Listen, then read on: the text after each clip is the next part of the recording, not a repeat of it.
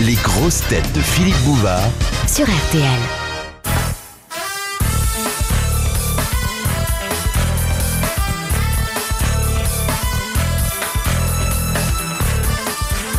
Bonjour, eh bien la dernière fois, qui était pour lui la première, il était en retard. Cette fois-ci, il est à l'heure. Il faut saluer son exactitude. Farid Chopel. Bravo. Et là, je voudrais remarquer d'ailleurs que souvent nos camarades qui sont en retard la première fois, la deuxième sont toujours à l'heure. Ouais, c'est pas pourquoi. C'est vrai. Ouais, moi je sais pourquoi. Hein. Je sais pourquoi, Philippe. Parce que. Non, ne dites rien. Si, j'ai réfléchi. C'est que il y a une pause entre les deux. Ah oui, il y a 20... Et qu'il y a beaucoup de gens qui croient qu'on enregistre à 16h30 en direct et c'est enregistré la nuit. Mais il fait nuit tôt, il fait nuit à 17h à peu près. Donc en fait, c'est pas. Non, il y a 16h30, 22h30 de pause entre Ouais. deux émissions, c'est normal. Ah, c'est vrai. C'est normal. Ah, c'est ça qu'il faut dire. Oui. Parce qu'il laisse quand même le temps retardataire d'arriver à l'heure. Faut bien le Par reconnaître. exemple. Bon, Et s'il avait ensuite- pas une gueule aussi connue, moi c'est un mec, j'aurais aimé le louer pour aller faire des conneries. Parce qu'il Bah, a oui. trop ce qu'il a. Hein? Ça, t'es gentil. Mais t'as une tête trop connue pour faire des coups ringards. Ah, ça, c'est avec une tronche comme ça, je pense difficilement inaperçu quand même. Hein. Eh bien, la tronche en question appartient à un de vrai. nos meilleurs amis. Enfin, nous l'avons adopté tout de suite et je crois qu'il se sent pas trop mal parmi nous. Guy Montagnier.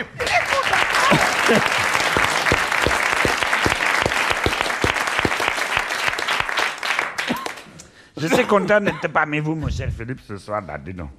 Une autre grosse tête, bien connue, depuis longtemps connue, et que j'ai invité parce qu'il nous a promis de ne pas nous raconter aujourd'hui plus de 2 histoires, donc les dégâts seront limités. Philippe Castelli.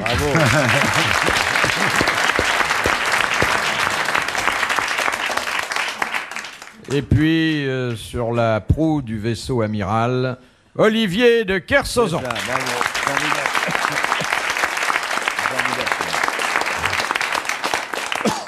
Ça va pas mieux que la dernière fois. On va hein. crever dans votre studio. Ah ouais. Putain, c'est là vraiment. Voilà, vous êtes à RTL à faire une émission marrante. Le studio est noir comme le trou d'un hérisson. Température congélateur et tout, c'est bien. Vraiment, c'est facile. Remettre dans l'ambiance des 40e rugissants. Ils nous mettent du vent glacé dans la couenne.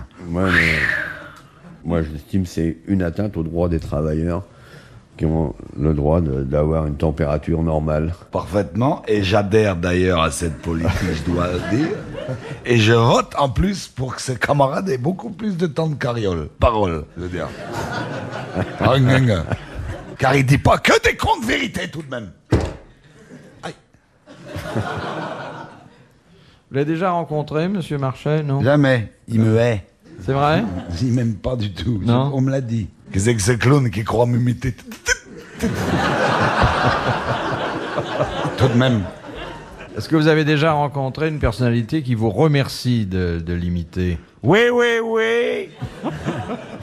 J'en connais qui étaient contents. À l'époque où je faisais ce fameux feuilleton, tous les chemins mènent au Rhum. Oui. Nous avions bonjour madame qui l'écoutait, qui était très contente et qui en redemandait. Glauque. C'est vrai. Oui. Il n'y avait pas que lui d'ailleurs, il y en avait plein. Je peux raconter qu'on a même reçu des lettres de personnalités dont je tairai les noms qui nous ont demandé d'être dans le feuilleton. C'est pas vrai. Oui. Ouais, donne les noms, qu'on se fout de leur gueule. Non. Ils sont encore vivants. Bah alors, et alors, c'est Justement. bien plus marrant de se foutre de la gueule des vivants que des morts. Ah si. À gauche, à droite? Non, je dis. Ah, les deux côtés. Des deux côtés. Les deux côtés, oui. Non mais des noms. Je sais plus. Non, Ah, j'ai peur de quel dire des fraudeur, bêtises. putain, t'es nul. C'est vraiment fou. Il y en a qu'on peut pas imiter. Rocard, Fabius, tout Ah ça. si, Rocard, on peut. Car il en prend. Si, Rocard, oui. Les socialistes sont très heureux en ce moment d'être en tête et sur la... Encore.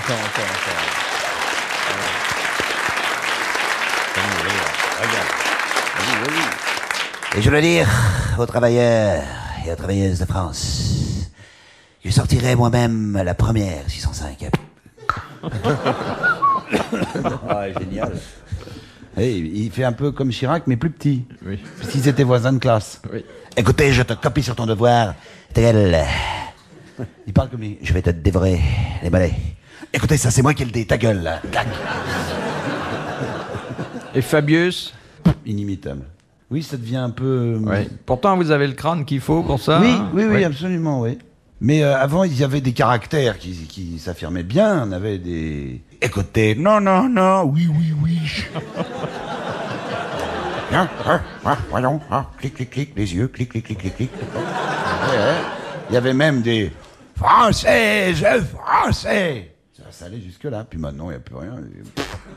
Oui, c'est vrai, elle imitait Fabius. Ah, il y avait Chaban encore un peu. Bah oui, Chaban Delmas, c'était la grande époque, tout ça. Ouais. Il y avait Fort aussi. Ah, Edgar Faure, oui. Edgar Faure qui paraît comme ça. Fabuleux, c'est des caractères. Mais maintenant... Ah, Mitterrand quand même. Oui, Mitterrand. Puis il nous reste Barre aussi. Oui, oui. Oui, mais enfin, c'est la vieille garde, hein, quand même. Allez essayer d'imiter, comment il s'appelle, le ministre de la Défense. Chevènement. Chevènement. Alors, Jean-Yann, j'ai entendu Jean-Yann sur cette même antenne l'autre jour parler de Chevènement. Fabuleux. Il a une toute petite voix comme ça. Non. Alors qu'il a piqué ça à Jobert, je sais, toute petite voix, Jobert.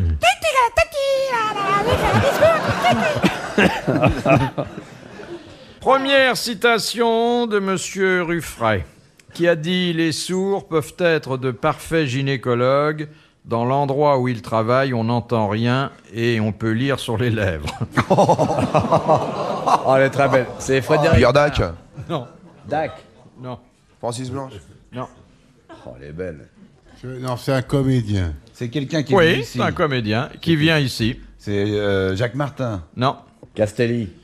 non. Un Jean-Yann. comédien, on a dit. Jean-Yann. Non, Le Corse, là, syndicaliste. non, c'est Caldi, non. Kersozon. Non. Vigneault. Un garçon qui vient depuis presque le premier jour. Julio. Non, Sim. non, Dutour. non. Daricole. Pas vraiment le genre. Oh, si, si.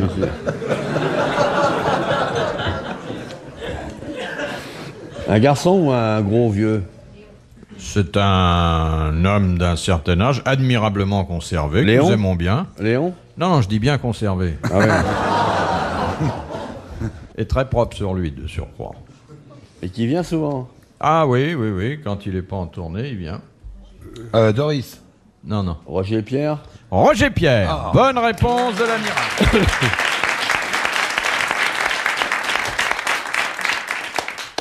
Je savais pas qu'il était marrant comme ça. Deuxième citation que nous envoie Monsieur Wolf, Dilkirch Grafenstaden, Ouais. À vos souhaits. qui a dit « L'ennui avec les voitures de sport, c'est que quand vous avez les moyens d'en acheter une, vous ne pouvez plus rentrer dedans. » Et c'est vrai que lui avait dû y renoncer. Ça, c'est un Français. Non. Un Anglais. Orson Welles. Orson Welles. Bonne réponse de Guy Montagny. Enfin, c'était un Belge qui aimait bien les voitures de sport, et comme ça, il va au salon de l'auto, parce qu'on était à Paris, n'est-ce pas? Alors, il va voir le salon de l'auto, puis il tourne autour des grosses Ferrari. Il regarde ça, là, il y a un vendeur qui arrive. Bonjour, monsieur, ça va? Bonjour, je suis belge. Ah ben, alors, ça vous fait rire? Non. Alors voilà, c'est les Ferrari, voilà, si vous allez en acheter une. Bon, écoutez, je ne sais pas, moi je m'intéresse, pourquoi pas, hein, ça, c'est de Ferrari, oui. Oui, vous voyez, là, il y a le compteur de vitesse, là, il y a le volant, le siège, tout ça. On peut quand même monter à 280 là-dedans. À 200, on peut monter à 280 là-dedans? Bon, on doit être un peu serré tout de même.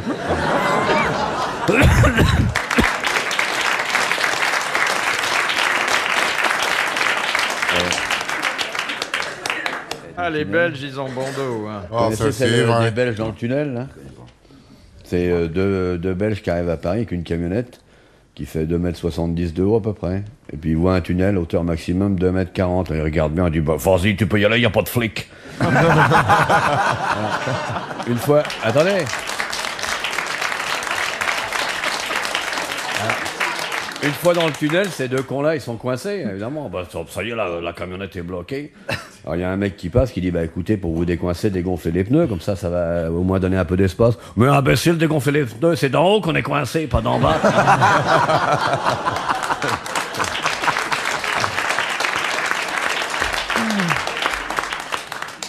Eh ben, amiral, déjà la dernière fois une histoire, une autre aujourd'hui, on est gâtés. Question de monsieur Hans de Corbeil.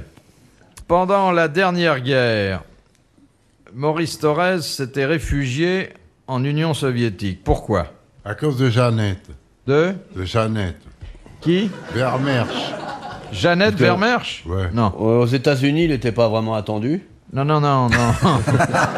Pourquoi, alors que la guerre avait été déclarée, est-il allé en Union soviétique? Parce qu'il s'était prononcé pour le Reich? Non. Ah non. Pas du tout. Non.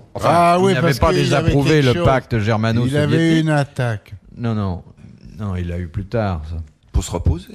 Non, on peut même dire qu'il n'a pas eu d'attaque du tout à ce moment-là. Pas pour se planquer, quoi, enfin. Alors, planquer me paraît pas tout à fait le verbe Pour se réfugier. adéquat ni réfugié. Pour pas être embrigadé, pour pas aller au combat, pour pas être Oui, embrigadé dans l'armée. alors ce qu'il a fait à ce moment-là, Ok. comment Bah, ça il a déserté. hein, Il a sûrement. déserté. Bonne réponse de Farid Chopel, merci à l'amiral. Il a déserté. C'est pas vrai, il a déserté vraiment. Il a déserté vraiment. Oh là, Oui, voilà. oui. Ça l'a pas. Quelle honte.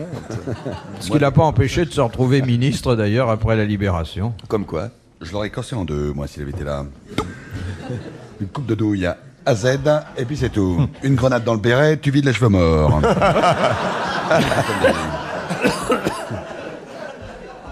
Un petit Des gars. fois, il reste des mèches rebelles, on leur mitraille avec au lance-flamme, et puis voilà, c'est tout. À dégager, salopard. Question de J'adore ça. Madame L'écran. Ah, c'est bon les noms. Quel France jeu? Corbeil. Non, l'écran, mais ça c'est un nom et Non. breton. Ah ouais, tout Elle à habite fait. Morlaix d'ailleurs. Ouais. Quel jeu de manipulation se pratique-t-il avec 3 cartes? Généralement, Le bonto. 2 noirs et une rouge. Le bonto. Le bonto. Bonne réponse de Farid Chopel. Bravo. C'est d'ailleurs assez fabuleux de voir la façon dont un démonstrateur de bonto peut mélanger les cartes et escroquer tous les gens qui sont autour de lui. Ah ouais, il escroque tout le monde. Puis alors en plus, il y a autour de lui Des gens qui travaillent avec lui. les quoi. complices. C'est ça. C'est-à-dire ils gagnent pour faire croire que c'est très On facile. peut gagner facilement. quoi. Oui. Les pires, c'est les bonnetos des tortues. Attachés aux bonnetos de tortues, c'est horrible.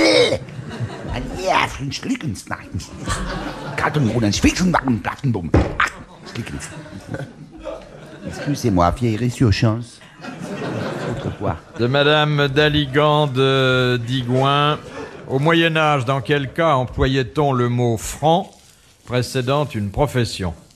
Dans le cadre du maçon. Non. Lorsque c'était des gens libres, lorsqu'ils n'étaient pas asservis. Non, Parce qu'il y avait- il bénéficiait d'un privilège que le mot franc indiquait. Possesseurs de leur métier, Non. ils n'avaient pas de taxes à payer avec Oui. un seigneur quelconque. Ils ne payaient pas de taxes, ils étaient exonérés de toute taxe et impôt. Et c'était les francs-tireurs, les francs-bourgeois. Bonne réponse de l'amiral. Les francs-maçons. Donc quand j'ai dit franc-maçon, j'étais pas loin, finalement. C'est vrai. Vous avez été extrêmement cruel avec moi. Non, mais non. Ce Montagnier, vous savez que j'ai un faible pour vous. Oui. Mais le franc-maçon, c'est quelque chose d'autre. Ça crée une confusion dans l'esprit des auditeurs. Ah bon? Pas ce regard idiot. Je regarde, Bah, lui, le regard idiot, il le prend. je regarde mon fils. Et devinez à qui il l'a pris. Voilà. Une question de Madame Doche. Doche. Non, Gers. Dauche. Quelle Elle a été vitesse, élue, d'ailleurs, quelle au concours de vitesse beauté. maximale On l'a fait, la belle Dauche. Elle est géniale. Quelle vitesse Son mari est italien, il maximale fait des habits, la Dauche. Nous avons une dame qui s'appelle Labi et qui habite Auch, effectivement. Oui, C'est Labi pas d'Auch, celle-là. ouais. Vous voyez qu'il n'y a pas de quoi rire, hein? Ouais, non, mais on rit pas non plus. Alors, je répète, quelle Madame vitesse Gravissette maximale un ballon libre peut-il atteindre? Ah, alors, la vitesse du vent. La vitesse du vent, bonne réponse de l'amiral. Voilà.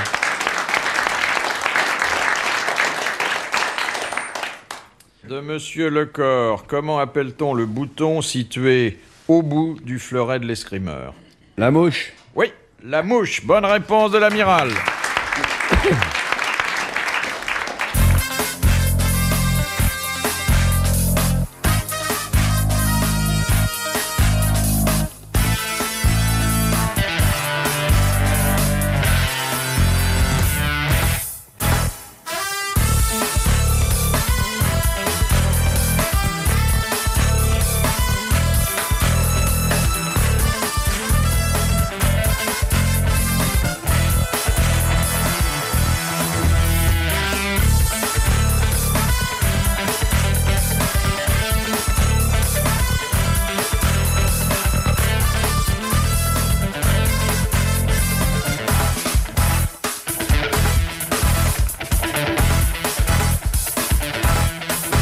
Question de Monsieur Desfossés de Gagny. Quel est le farouche anticléricaliste qui obtint un doctorat en théologie avec une thèse sur saint Thomas d'Aquin? Le petit Pierre Combe. Oui, Émile Combes. Bonne réponse de Philippe Castelli.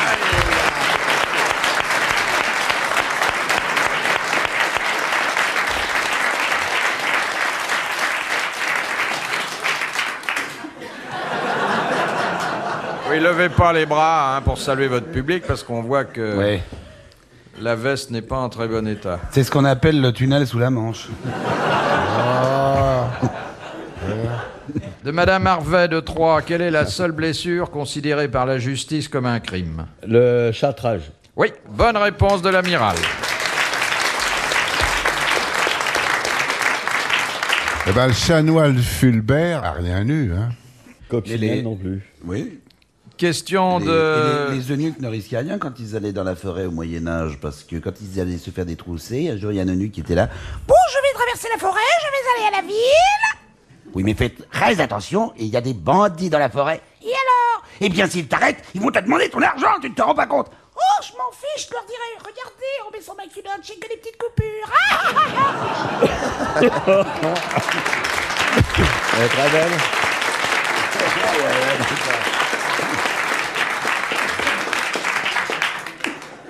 Voilà, ça, prenez-en de la graine, Monsieur Castelli. Voilà, c'est de la véritable histoire, et puis c'est bien raconté. On y croit, on y J'en croit. connais par cœur. Vous en connaissez par cœur? Seulement, je l'ai dit moins vite. Ouais, c'est ce qu'on a vu. C'est le playboy qui drague. Il rencontre une petite paysanne, elle est gentille, elle est mignonne. Ah, il s'énerve. Alors, il l'emmène dans son studio, débouche une bouteille de whisky, il sort des petites tartines, il met du caviar, à la petite goutte, comme ça. Non, là, bon. Alors, il dit au gars, bon, ben, le whisky, ça pouvait aller, mais dites donc, votre confiture de mûre, elle sent le poisson. Ils ont ri. Oui.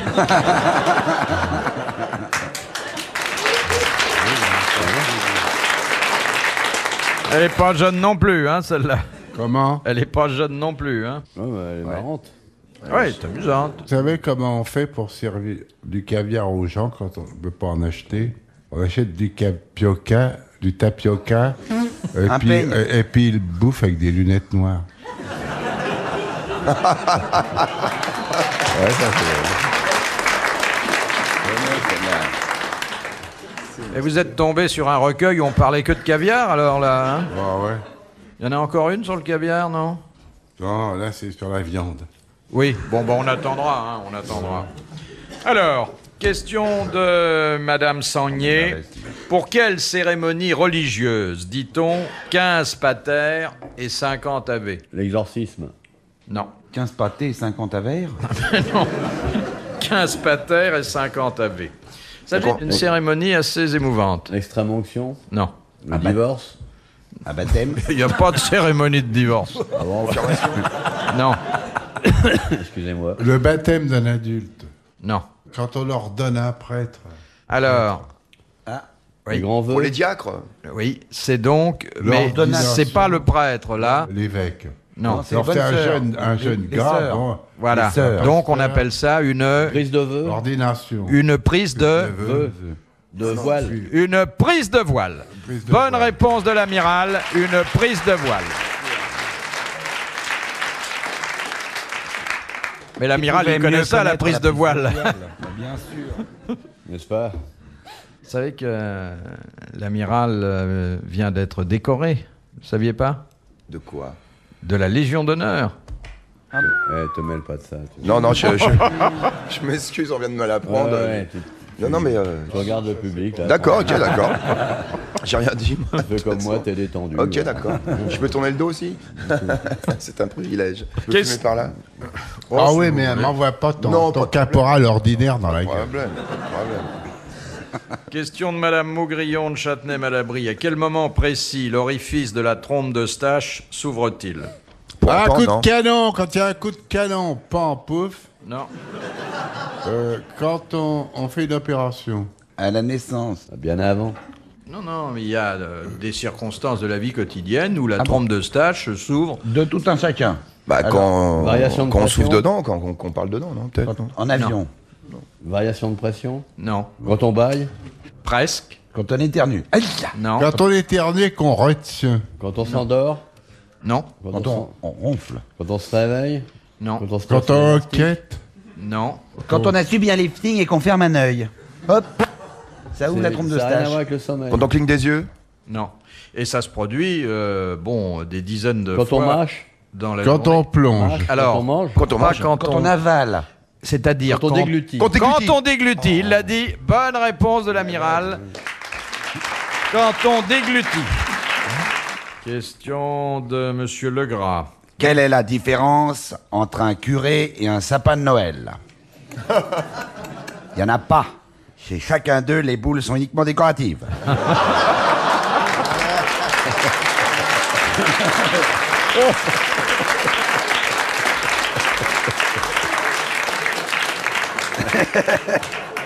Bonne réponse de moi-même.